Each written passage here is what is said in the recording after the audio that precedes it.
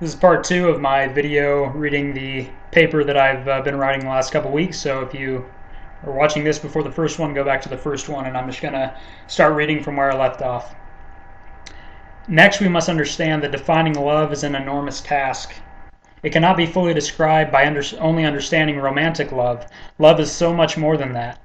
But again, do we define what love really is? If we sought the answer for that definition apart from God, where would we find it? Wouldn't it then only be up to the opinions of what we as human beings decided it was? And if there really was no set definition of it, how could any of us take issue with another person's view? If there is no absolute definition of love, my view that romantic love is only valid between one man and one woman shouldn't be any issue to those in support of gay marriage. The fact of the matter is that when the homosexual community attempts to define love the way they do, they are pointing to a standard they believe is absolute. Anytime a term is defined by someone absolutely, they are excluding every other definition of that word or idea. So as they attempt to redefine love, they are really only pointing back to the reality that love has to be defined by the source of perfection. None of us could ever walk that line. God alone is able. That is why there's only one place to find the real meaning of love, and it's in the Bible. So how then do we understand the biblical types of love? There are a number of different expressions of love outlined in the scriptures. We learn in its pages how God loves us, how to love each other, how to love our neighbor, how to love the unbeliever, and how to love God. But the type most focused on by those who both claim a relationship with God and accept homosexuality as valid is the love of God. The argument is made that because God loves us, his ultimate goal must be to have us live a life that makes us happy. This argument carries both a tainted view of love and a tainted view of happiness.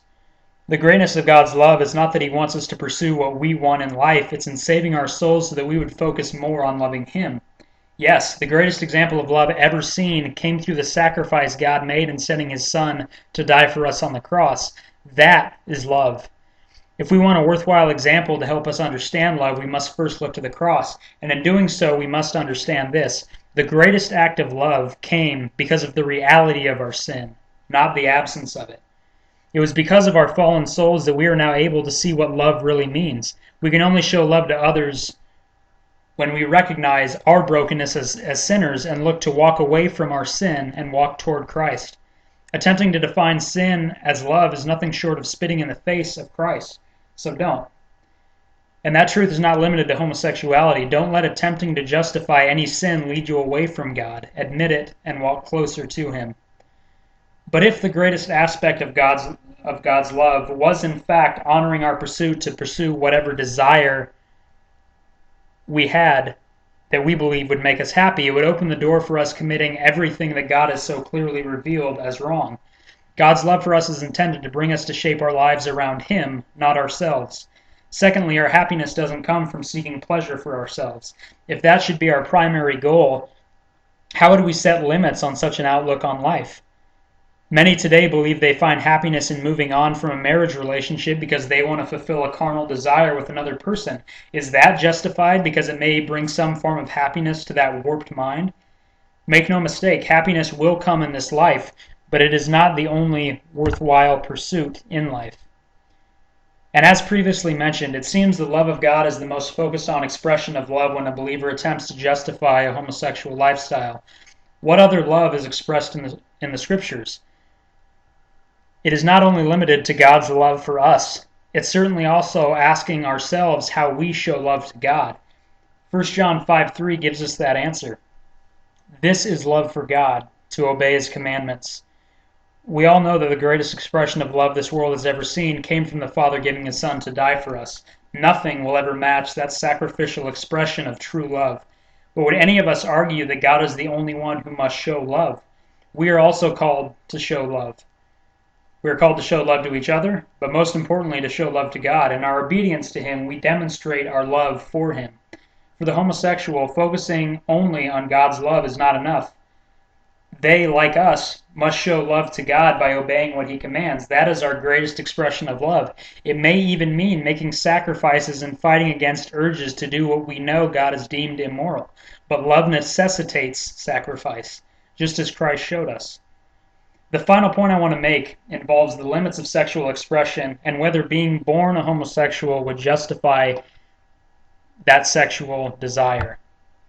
So first I want to ask those in favor of homosexuality who may be reading, should there be any limits to how we act sexually? Is a sexual desire or feeling justified simply because someone may have that feeling or desire? I'm sure a number of examples are in the minds of my readers right now that would lead them to answer no. And there's a reason. Though our society seems to be falling farther and farther from God in a number of ways, most would still say that having a sexual desire for children, not even acting on it necessarily, is not only wrong, but abhorrent. Having Ravi Zacharias' wisdom at my disposal, I must use a story of his again. He was flying out of a city he left unnamed many times in the telling of this story and sat next to a woman on the flight back home. They began a conversation that led to each of them asking what the other did as a profession. The woman told Ravi that she worked for the purpose of rescuing children from the sex trafficking industry. She went on to say that just the previous night she was walking through an area of the city they had departed where men come after work to get drunk and fulfill any sexual desire they have. While in the area, she had to force out of the hands of a man an 18-month-old baby girl who was being sexually abused by him. 18 months. What goes on in the mind of a man to have that desire? Any of us who have any heart or compassion see the depravity of that heinous act, but we recognize it as depraved because we know there are limits to what sexual expression is right and what is morally wrong. Now, am I using that example to say that the homosexual is in the same boat as that pervert? No. Furthermore, I believe that the homosexual has committed less of a sin than any priest or supposed man of God who sexually abuses a child, because the abuse of a child in that way is a compounded sin. It's not only a sexual sin, it can taint the mind of a child for life and shows a complete disregard for the God these men should emulate in the way they live their lives. My blood boils just thinking about that. But these examples point to one fact: there are limits to sexual expression. We have to realize that those limits are not set in place by us because of our blatantly obvious imperfection. And even if people were to prove that people are born with an inclination to homosexuality, that wouldn't justify it any more than the fact that because a pedophile or other sexual deviant happened to be born more susceptible to that lifestyle, that it would somehow make it a legitimate pursuit of sexuality. We all have our own areas of weakness that make it more difficult to follow God's moral guidelines for us, and we may even be born with those different weaknesses. But please, let's not pretend that we shouldn't fight against them. If we are all lost in and born into sin, homosexuality doesn't get a free pass out of that just because a number of people in our society believe it is justified. Sin is a reality. Every sin is a reality. Let's confess our struggles to one another and lean on Christ to fight through them, not try to justify them because of how difficult coming out of our sinful inclinations may be. Take courage, believers. Don't let a spirit of timidity make you back away from truth. Sometimes the reality of holding to truth means that you have to stand against lifestyles and actions of other people. It does not mean that you have hatred for those in that lifestyle. If that was true, that standing up for your beliefs meant that you hated people who violated belief, those in support of homosexuality must have total hatred for Christians who intensely disagree with them. But that is not hate. It's a flawed argument that is filled with emotion, but in the end rests on no foundation of any sense. Anytime someone takes a stand for what they believe in, there are going to be those who take issue with that belief. And while people can take a stand for any belief, as believers, we can stand up with courage because we have a point of reference for our belief and something worth believing in. That's the end of it, and I have 5 questions that I am going to post on the side of this video for any of you that want to answer those, and I think it'll open the door to a good discussion about this, and that's what I want this to be. You know, I mean, it's YouTube, and there's no doubt in my mind that I'm going to get hundreds of comments on there about how I'm a homophobe, as though that word has any meaning anymore, since it's only used to describe people who disagree with homosexuality, or that I'm going to be called hateful.